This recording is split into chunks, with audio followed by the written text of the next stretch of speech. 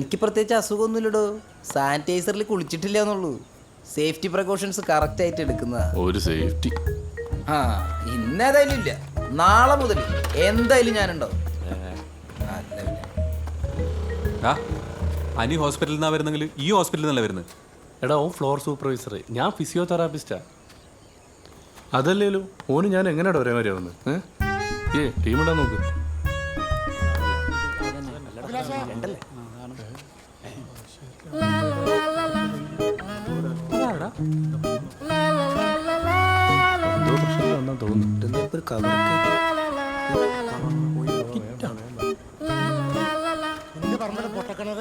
നാട്ടുകാർക്ക് വേസ്റ്റ് ഇടാനുള്ള സ്ഥലമാക്കി മാറ്റാൻ ഞാൻ സമ്മതിക്കൂല. നിങ്ങളാണെങ്കിൽ സമ്മതിക്കുമോ?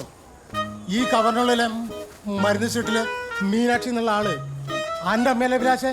മീനാക്ഷിന്റെ അമ്മയാന്ന് നിങ്ങൾക്ക് എന്താ ഉറപ്പ്? അങ്ങൊന്നും പറയല്ല അഭിലാഷേ. ഈ മരുന്ന് ഷീറ്റിനും വലിയ തെളിവെന്താ എനിക്ക് വേണ്ടേ? ഇതെന്നെ കൊണ്ട് ഞാൻ വീട്ടിൽ കിടപ്പിക്കും. അതിന് നിങ്ങൾ ലേശം പുളിക്കൂ. നിങ്ങൾ കുറച്ച് ബൂർഷകൾ ഉള്ള പറമ്പെല്ലാം കെട്ടിപ്പിടിച്ചിരുന്നിട്ട് ഇവിടെ നാട്ടുകാർക്ക് വീട് വെക്കാൻ പറമ്പില്ലാതെ കടന്ന് കഷ്ടപ്പെടുക. എന്നിട്ട് പഴയ ഓരോ തഴവിന്റെ കഥയും പറഞ്ഞ് നടക്കും. എന്റെ പറമ്പൊക്കെ ഞാൻ പഠിപ്പിക്കണ്ട. വീട്ട് ബഷീർക്ക എന്ത് നായത്? ഉള്ള കാലം ആളുകളെ കൊണ്ട് നല്ല ഉറപ്പിച്ച് എത്രയും പെട്ടെന്ന് മരിച്ചു പോയിക്കൂടെ? അല്ല, കുറച്ചും കൂടെ ജീവിച്ചൂടെ നിങ്ങൾക്ക്? ഇപ്പം വാഹിദിൻ്റെ കാര്യം തന്നെ പറയാം. ഈ ഗ്രൗണ്ടിൽ എന്തെങ്കിലും ഒരു പ്രശ്നം ഉണ്ടായാലും വാഹിദിൻ്റെ വാക്കാണ് അവസാന വാക്ക്. എന്തുകൊണ്ടാ ഓനൊരു ഗുഡ് മുസ്ലിമാണ്. അതാണ് എൻ്റെ കാരണം. ബഷീർക്ക, ഈ വേസ്റ്റ് ഞാൻ ഏറ്റെടുത്ത്. ഇപ്പൊ പ്രശ്നം തീർന്നില്ല. ഇത് ഓൻ്റെ വീട്ടിലല്ല. നിനക്കെന്തിനത്? എനിക്ക് കുറച്ച് ആവശ്യങ്ങളുണ്ട്. പ്രശ്നം തീർന്നില്ലേ? ഞാൻ പോട്ടെ. എന്നാ ഓരോ ചവറ് കേസ്. പ്രശ്നം തീർന്നല്ലേ ബഷീർക്ക? ഒരു ബൗസര സമൂഹത്തിൽ ജീവിക്കുമ്പോൾ നമ്മളല്ലേ കുറച്ചൊക്കെ കണ്ണടക്കേണ്ടത് ബഷീർക്ക. അതെന്തിനാ കണ്ണടക്കണത്? എന്റെ പറമ്പിൽ നാട്ടുകാർ വേസ്റ്റ് ആണെങ്കിൽ ഞാൻ കണ്ണടക്ക്. ഈ എവിടുത്തുകാരനാടോ? കണ്ണടച്ചാലും മണമില്ലാതാവുന്നില്ലല്ലോ. ഇങ്ങനെ എടുത്തു ചാടാതെ ഒരു പ്രശ്നത്തിന് പരിഹാരം കാണാമല്ലോ. എടുത്തിയാടുക ഞാൻ കിണറൊന്ന് പോയി നോക്ക്. അത് ഫുള്ള് വേസ്റ്റാ. വേസ്റ്റ് ഇടരുത് ഞാൻ പോസ്റ്റർ വരെ എഴുതി ഒട്ടിച്ചാ. എന്നിട്ട് ഇപ്പം എന്താ ഇത്? എടുത്തിയാടുക അത്രേ. വായതേ, നിനക്കൊരു പ്രത്യേക ഉത്കണ്ഠയാണ്. ഈ ഉത്കണ്ഠ വെച്ചിട്ട് ജീവിതത്തിൽ പോട്ടെ. ഗ്രൗണ്ടിൽ എങ്ങനെ അതിജീവിക്കുക? എനിക്ക് മനസ്സിലാവണല്ലോ.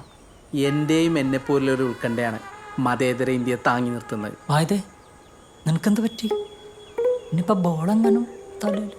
എൻ്റെ ഈ ഗ്രൗണ്ടിലെ കളിക്കടിയിലുള്ള ഒച്ചയും ബഹളവും രോഷാകുലനായ മുസ്ലിം യുവാവ് എന്നുള്ള തലക്കെട്ടോടു കൂടി വാട്സപ്പ് വഴി പുറത്തു പോയാൽ ഇതൊരു കളിയാണ്, ഈ ഒരു കമ്മ്യൂണിസ്റ്റുകാരനാണെന്നൊക്കെ സ്ഥാപിച്ചെടുക്കല് അത്ര എളുപ്പമാണ് ചെയ്യരുതെന്നുണ്ടോ?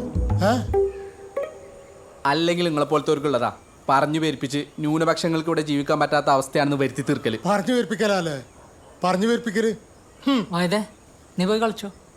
വാ.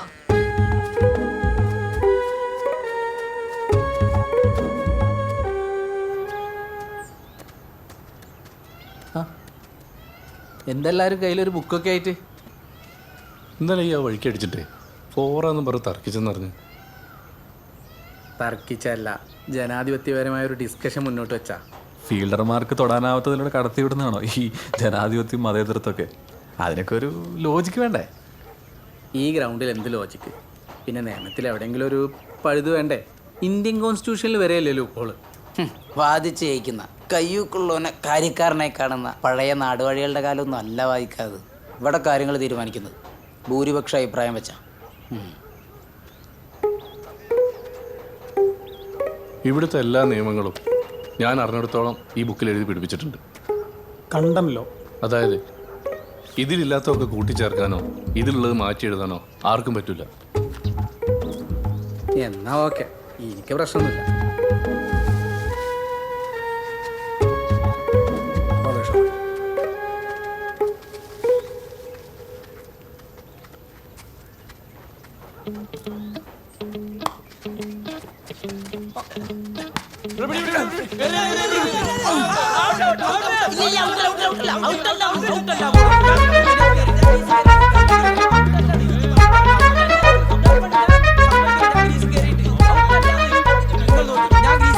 ശേഷമാണ് ബോൾ വരുന്നത്.